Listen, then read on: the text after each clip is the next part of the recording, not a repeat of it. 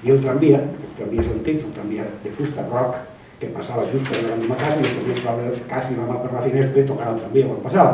Doncs el tramvia era una miqueta el fil de connexió entre la part, per dir així, rural o semirural i la part urbana. No és una autobiografia, perquè no és una biografia, no està, diríem, no s'explica la meva vida de manera cronològica, vaig fer això i després d'això, després d'això, no. És una... per dir-ho d'una manera que clara, que es pot entendre, és literatura de la memòria. El que passa també que és molt més atractiu i queda molt més així, més intel·lectual, més proga, més xulo, més crític, parlar de tot en sentit negatiu. Tu, quan critiques o parles de tot en sentit negatiu, anem a la catàstrofe, això són un desastre, són uns quants, això sí que té, sí que és clar. Primer, observa la realitat, de com realment viu la gent i de com vivien 20 anys, i fa 60 i fa 80 anys. I després compari, després faig una avaluació. Com també faig una reconstrucció imaginària de la part, diríem, espacial, territorial.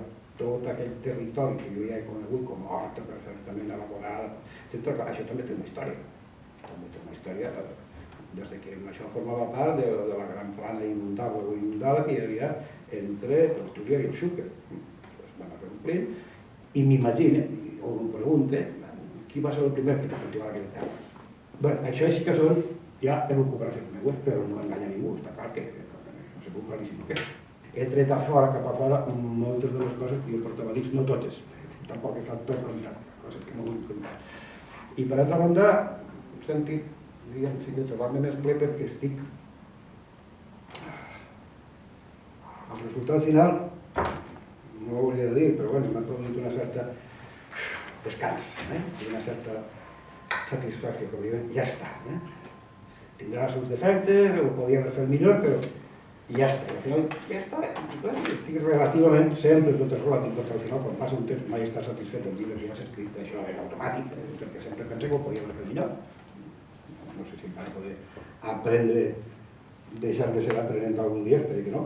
I te poses a fer aquesta recuperació de la memòria, sentat tranquil·lament, i el cervell va funcionant, te va dient coses, i d'una cosa, d'una imatge te dius una altra, d'una sensació te va dient una altra, perquè està, com jo dic en el pròleg, està en els raconets del Palau de la Memòria, està ple de trastos que si no vas i comences a furgar, ni sabies que estaven.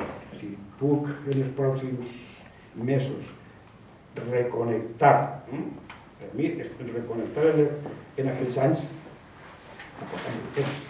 Quasi m'ha costat tant de temps o més la reconnexió que l'escriptura. Em vaig estar quasi un any simplement recuperant.